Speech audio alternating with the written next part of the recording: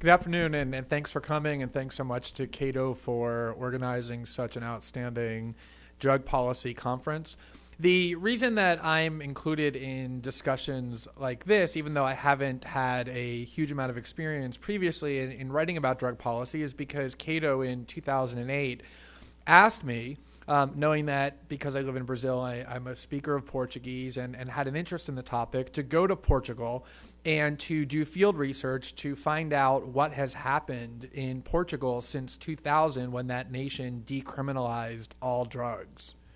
And the essence of that story is that throughout the 1990s, Portugal had extraordinary difficulties managing their drug problems in almost every category.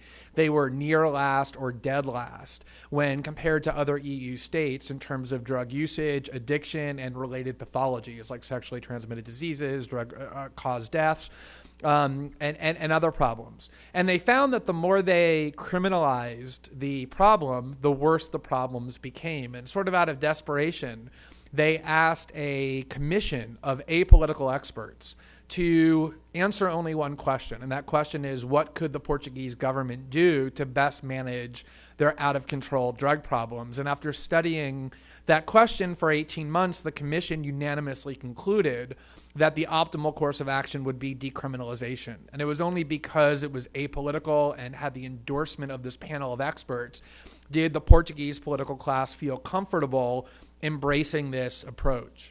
And what's fascinating about it is that at the time that they did it, it was extraordinarily controversial. Portugal was a quite conservative country. The Catholic Church continues to play a significant role in their political life. They continue to outlaw abortion. And so you can imagine it was quite controversial at the time. And yet a decade later, there is almost no controversy over this topic. The consensus of the political class is that decriminalization has been an astounding success. And it's not hard to see why. If you look at the data that I compiled for the Cato Institute in 2009, what you find is that in almost every metric, Portugal now leads the EU or is near the top in terms of managing their drug problems. In certain key demographic cases, usage as an absolute amount has actually decreased, even at a time when usage rates across the continent have skyrocketed. So I won't spend too much time talking about that data. You can look at it online in the 2009 report that I prepared. I'm working now on an update, and I'm almost finished with an update talking about what has changed since that report was first published. And what has really changed predominantly is the nature of the debate. The debate has become much more permissive. You have leading dignitaries around the world, such as President Cardoso and many others, who are much more receptive to approaching this topic in a more rational and constructive way. And what you find is that as a result of the work the Cato Institute did, the example of Portugal, which is really the only real hardcore empirical case that we have had thus far about what happens when a nation decriminalizes, has taken on a sizable and significant role in that debate, even though when we first worked on the paper, very few people, including drug policy experts, had even been aware that Portugal had decriminalized drugs almost a decade ago. So I just want to spend my time briefly summarizing the reasons why it's been such a success, because I think when you tell even like-minded people sympathetic to the anti-prohibitionist argument that when you decriminalize drug usage does not increase significantly and it can even decrease, there's just a sense that that's counterintuitive. It's difficult to understand why that would be. So I just want to identify the three reasons that if you talk to drug policymakers in Portugal and look at the data, I think you'll see are the reasons why that has taken place and why that would take place in any country that decriminalized. The first one is the most difficult to convey. It's a very subtle reason, but it's also probably the most significant. And that is that when you transform yourself from a government that criminalizes your citizenry into one that no longer does that over drug use, you eliminate a wall of fear that exists between the population and the government that prevents meaningful education programs and other types of activities designed to help people get off addiction or to minimize the harms of drugs.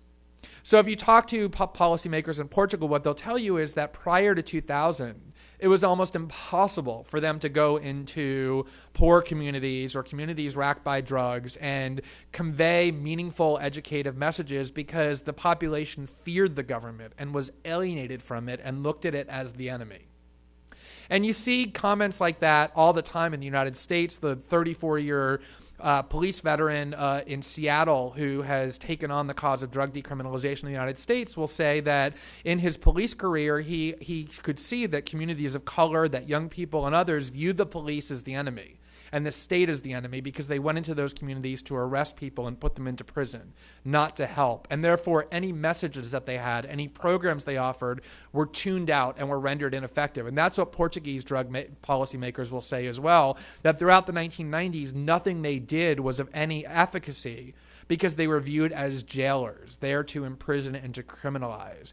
And now the world is completely different. Now they can go into these communities and they are no longer feared, they are welcome. So they can offer messages to youth and to their parents, they can offer counseling programs. It has fundamentally changed the relationship between the government and the citizenry from one of fear to one that is much more constructive. And that enables the government, if you're somebody who believes that the government should be discouraging drug use, it enables the government to communicate to the citizenry much more effectively why certain forms of drug usage are so dangerous and how those dangers can be minimized. That's a huge and significant change that has taken place in Portugal that is somewhat subtle but of extreme significance. The second reason why Portugal has had such success as a result of decriminalization, and this one is somewhat more obvious, is that it has freed up extreme amounts of resources. So because Portugal is no longer a country that spends enormous amounts of money imprisoning their citizens, indicting them, arresting them, prosecuting them, and then incarcerating them, instead that money is now freed up for things that are much more effective in terms of addressing the drug problem and related pathology. So they have money to spend on things like counseling programs or methadone clinics, or programs to distribute clean needles or condoms or other aids that can help people reduce the harms that come from drug use. And that particularly resonates, I think, both as a substantive matter and a political question in the United States, because we are now in what everybody agrees is an age of extreme austerity. In fact, most Western countries are. So you could previously hear arguments 5 years ago, if you would debate prohibitionists, that, well, it's not mutually exclusive. We can criminalize and we can offer a whole range of all these nice drug treatment programs and counseling programs and other things that you say are working in Portugal, and yet everyone now recognizes that that's no longer true. Almost every state is suffocating from budgetary constraints due to their growing prison population. Everybody knows that we don't have both choices. We don't have the choice to both criminalize and at the same time offer meaningful drug programs. It's an either-or proposition. And what Portugal found is that when they chose the or, when they stopped spending all their money putting their citizens into cages, they had ample money for education programs, for harm reduction programs, for counseling, for therapy, and for other things that let people who want to get rid of their addiction be able to do so meaningfully. The third reason that has caused such significant change in Portugal, and this too is a bit subtle, though I'd say equally as important as changing the relationship between the government and the population, is that the government has stopped treating addicts and users as criminals and started to treat people with addiction problems as what they are, which are people with health problems.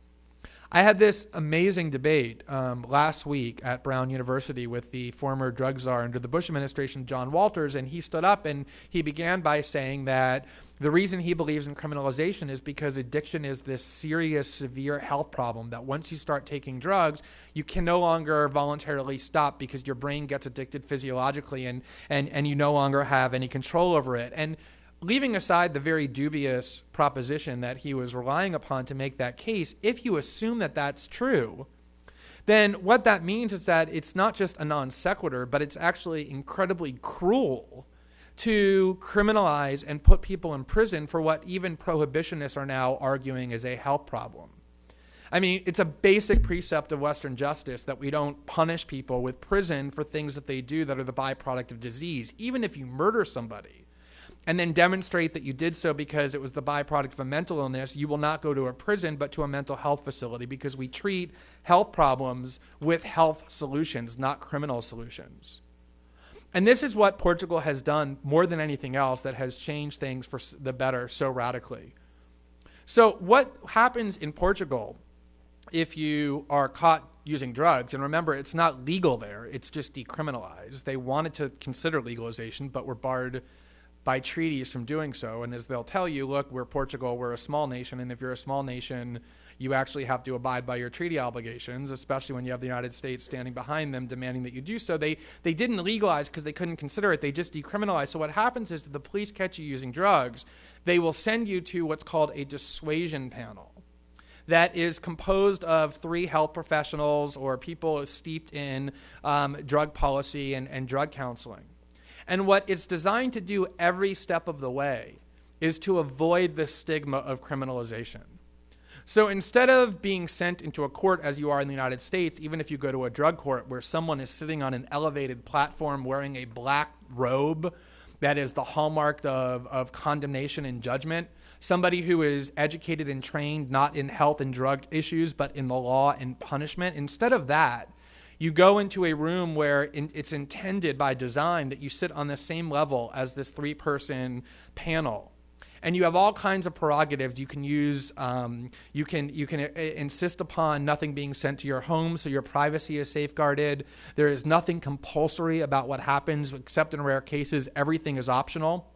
And the intent from the start is to diagnose the person, to determine whether they actually have a problem with drugs, if they have a problem with an addiction, and if so, to encourage them, to guide them, to show them the way, to get counseling and to solve their addiction problems, not to force them to do so or to punish them from doing so. And it's the way in which this paradigm has been transformed from treating people as criminals into treating them as adults who have autonomy and who are offered help if they want it, that I think Portuguese officials will tell you, and the evidence bears out, is by far the most significant factor in why that policy has been such an astounding success.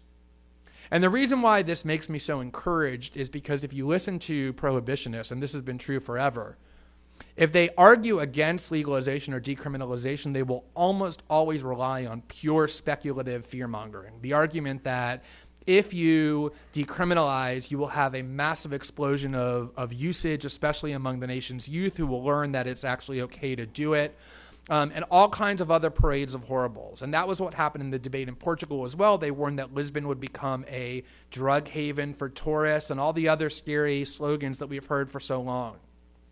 And we finally now have a meaningful laboratory on a national level called Portugal, a country of 10 million people, where we can look and dispense with all the speculation and the fear-mongering, and we can know based on evidence exactly what will happen if we decriminalize. And what we know will happen is that none of those scary scenarios will actually come true, that instead, every problem that prohibitionists have identified as the reason we have to criminalize actually becomes much better when you remove this health problem from the inappropriate criminal realm and stop putting your citizens into cages for things that they don't belong in cages for doing. And that's why I think Portugal is such a powerful example. I think that's the reason why you see people more confident in arguing in favor of alternatives, because now there's an ocean of empirical data behind them, a decade's worth of evidence about what really happens when we do these things, and Portugal is the country that provides that. So thank you very much for listening. I appreciate it.